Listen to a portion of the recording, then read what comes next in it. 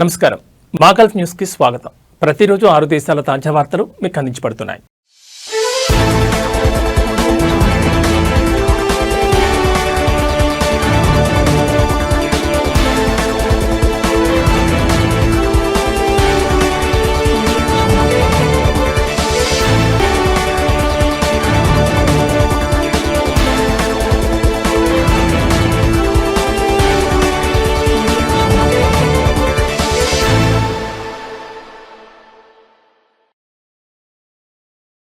భారతీయులను అత్యధికంగా వెనక్కి పంపే దేశం అమెరికా అని కాదు.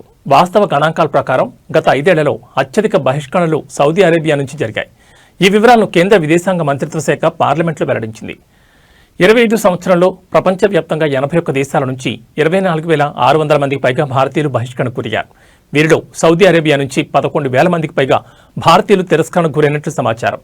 ఇదే సమయంలో అమెరికా నుంచి సుమారు 3,800 మంది భారతీయులను వెనక్కి పంపారు.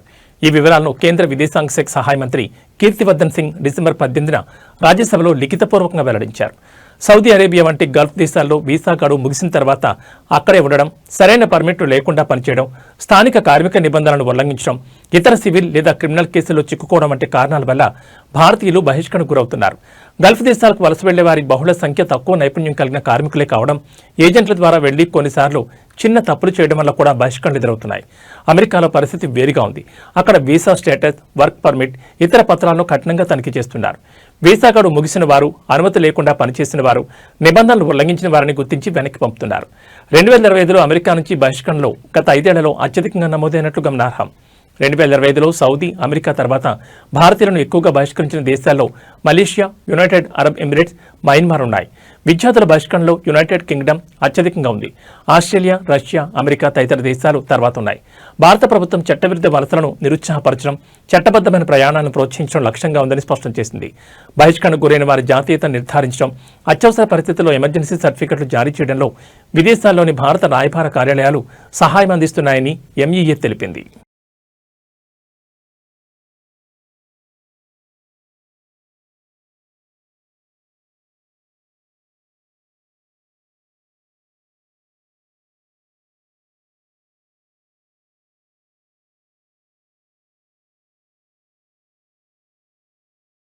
రాబోయే 4 రోజుల పాటు పీక్ సీజన్ ఉంటుందని షార్జా ఎయిర్పోర్ట్ అలర్ట్ జారీ చేసింది. ప్రయాణికులు తమ షెడ్యూల్ కంటే 3 గంటల ముందే ఎయిర్పోర్టుకు చేరుకోవాలని సూచించింది.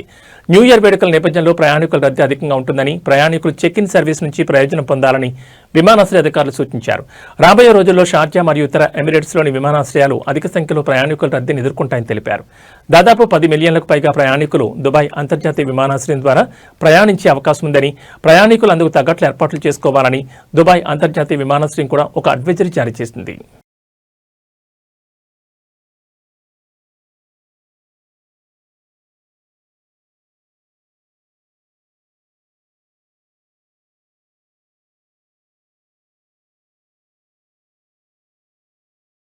పదిహేడవ ఖతార్ అంతర్జాతీయ ఫాల్కనరీ మరియు హంటింగ్ ఫెస్టివల్ జనవరి 1న ప్రారంభం కానుంది.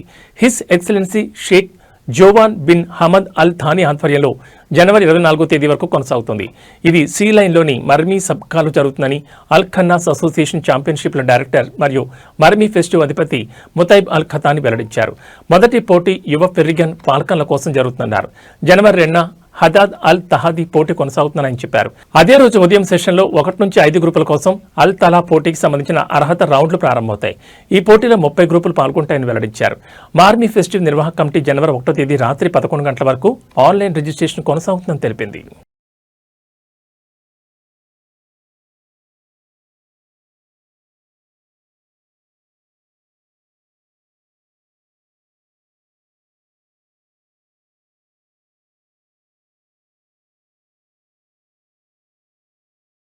జీసీసీ రైల్వే ప్రాజెక్టులలో ఫైర్ సేఫ్టీకి సంబంధించి అధ్యయనం కోసం కువైట్ అగ్నిమాపక దళం ప్రతినిధి బృందం గత వారం సౌదీ అరేబియాను సందర్శించింది.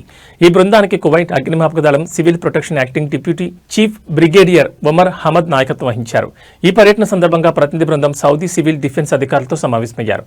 వీరిలో civil defence director general major general doctor Hamoud bin Suleiman Al Farouja మరియు safety assistant director general major general Azad Al Harbi ఉన్నారు.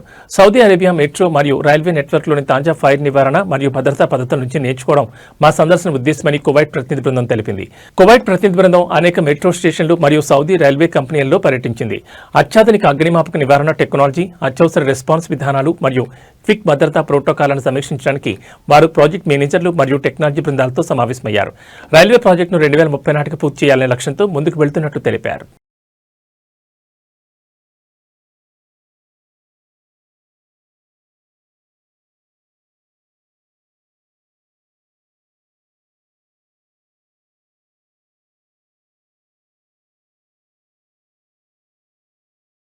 సలానా అంతర్జాతీయ విమానాశ్రయం అధికారికంగా మాస్కో నుండి తొలి డైరెక్ట్ ఫ్లైట్కు స్వాగతం పలికింది. ఇది రష్యా రాజధాని మరియు దక్షిణ ఒమాని నగర మధ్య కొత్త ఎయిర్ రూట్ను అధికారికంగా ప్రారంభించింది. దోఫర్ గవర్నరేట్లో కనెక్టివిటీని మెరుగుపరచడం మరియు పర్యాటకాన్ని ప్రోత్సహించడం లక్ష్యంగా ఈ కొత్త ఫ్లైట్ సర్వీసు వారానికి 2 సార్లు నడుస్తుందని అధికారులు తెలిపారు. ఈ పర్యాటక సీజన్లో రష్యా నుండి 7,000 మందికి పైగా సందర్శకులు వస్తారని అధికారులు అంచనా వేస్తున్నారు.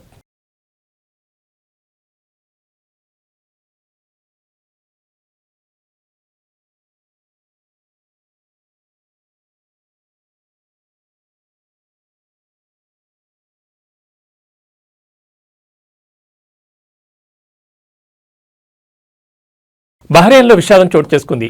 కింగ్ ఫహాద్ కాజ్వే వైపు వెళ్తున్న షేక్ ఈసా బిన్ సల్మాన్ హైవేపై ఒక వాహనం అదుపు తప్పి మెటల్ బారియర్ను ఢీకొట్టింది. ఈ దుర్ఘటనలో 2 వ్యక్తులు మరణించారు. వాహనం బలంగా ఢీకొనడంతో సంఘటనా స్థలంలోనే మంటలు చెలరేగాయి. సమాచారం అందుకున్న ఎమర్జెన్సీ రెస్పాన్స్ టీం సంఘటనా స్థలం చేరుకుని మంటలను అదుపులోకి తీసుకొచ్చింది. ప్రమాదానికి గల కారణాలు తెలుసుకోవడానికి దర్యాప్తు జరుగుతోందని అధికారులు తెలిపారు.